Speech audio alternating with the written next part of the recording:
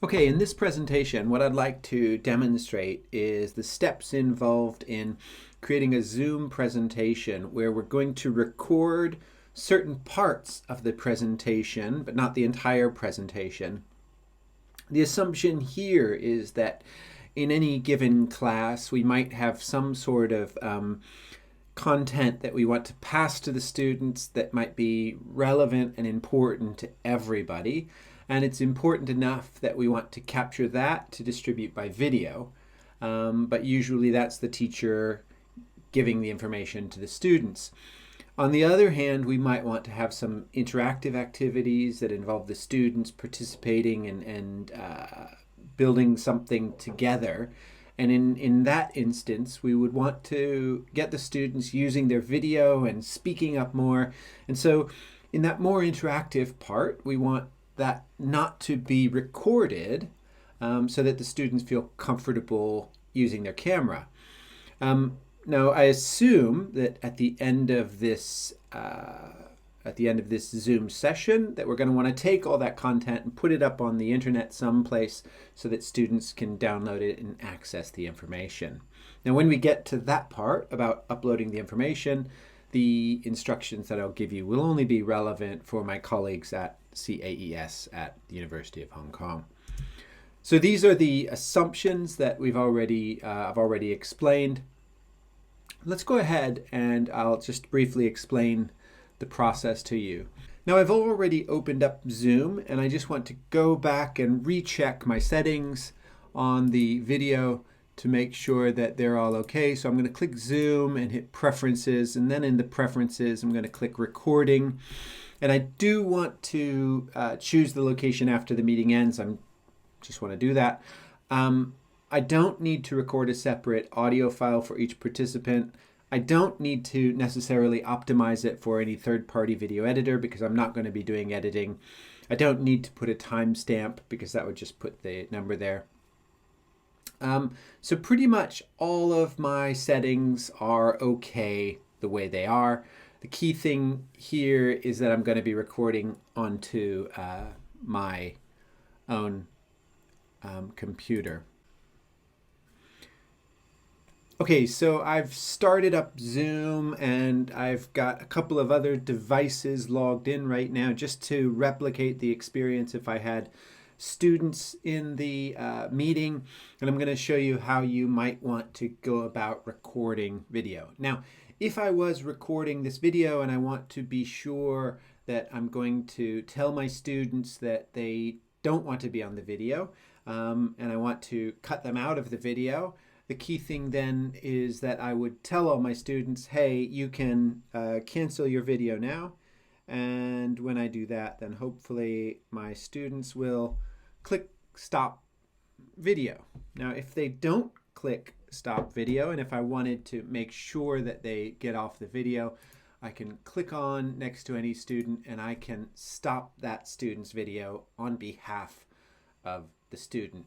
But I can only do that one by one, so obviously that would be quite a hassle if I had to do that for an entire class of students. So hopefully my students are listening and they're going to pay attention when I say, okay, turn off your video.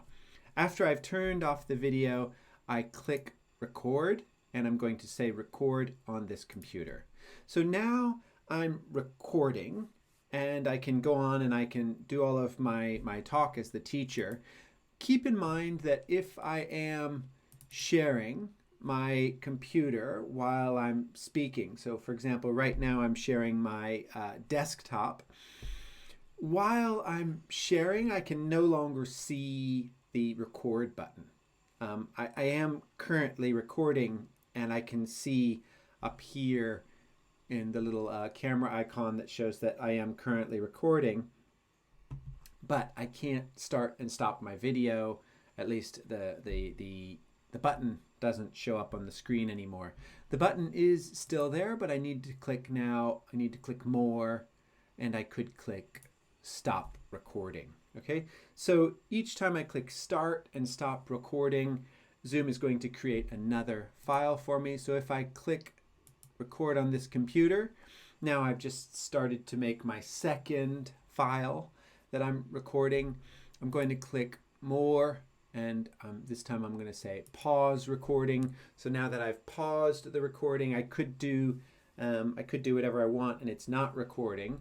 And then I could come back and I could resume the recording. Now I've just got that by pausing and resuming, I'm only creating one video file versus cutting the video files up. But if it was me, my preference would always be to stop the video recording so I know that it's saved and it's going to be safer in case there's any problems. But you could also do pause recording if you want to end up in the end with a single video file that has various segments within it that you wanted to upload.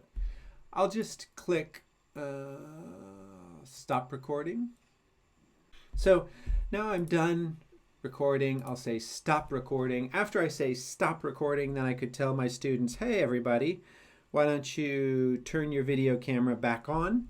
And then my students might start to put their video cameras back on. If the student doesn't put their video camera back on and you want to give them a little bit of a nudge, you can click again on those three little dots next to the student and you could say ask to start video.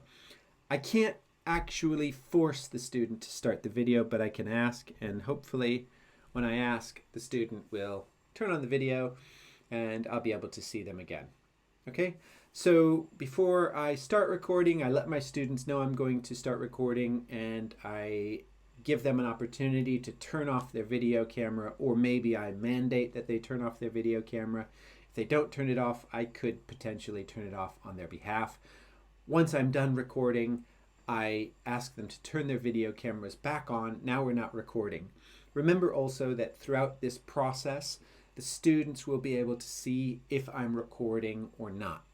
Okay, so now I've done all of my recording and I can go ahead and I'm going to say stop share. I'm going to stop sharing my screen.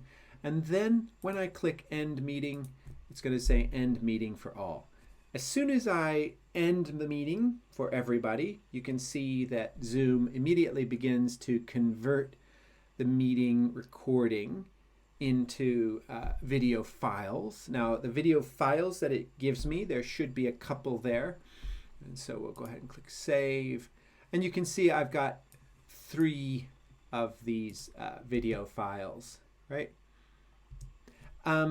Now, before I upload them, I don't think that Zoom 012 is a very good naming convention. So the first thing I'm going to want to do is just say, okay, I like to name them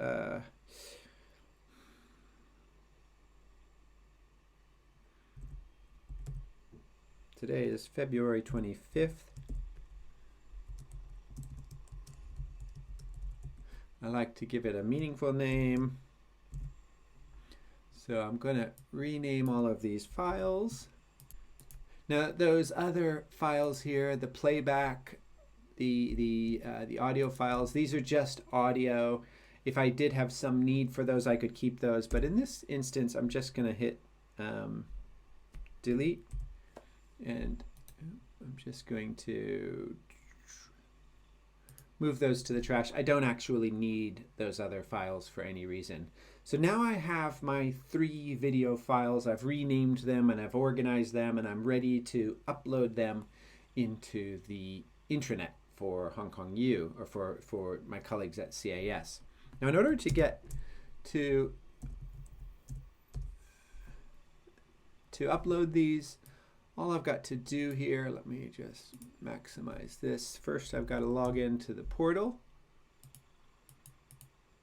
And I'm off campus right now, so I'm going to log in without protection. That'll be fine. I'm going to go into the CAES portal. I need to log into the, I'm going to click on teacher. And at the bottom of the teacher section, I can upload non-course video. The files that I've gotten from Zoom by default should be perfectly fine for uploading here. So I don't need to do anything special to my files. I've only renamed them just for my own organizational convenience. I'm going to click select files and I'm going to go to where Zoom saves my files.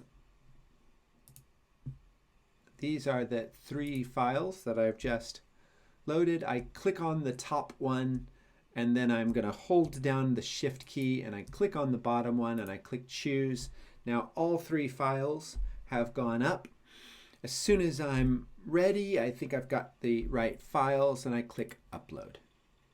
Okay, and you can see the files. These are not very long files, so they're all quite small. All of the files have been uploaded. It will now give me a message here where it says conversion status, and the conversion it will get queued on the server. It'll take the server a little while to convert the file into a format that will be appropriate for streaming. And as soon as that process is done, I'm guessing an hour or two, we'll be fine to go. If I want to distribute this to my students, all I need to do is copy the URLs that are posted at the bottom of this page, and that URL will be what the student can click on.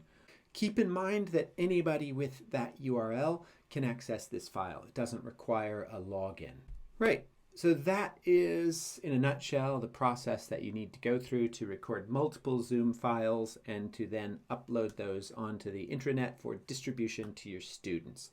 I hope that was an easy process to go through, and I hope that this video was useful. If you've got any questions, please feel free to shoot me a message and I'll get right back to you.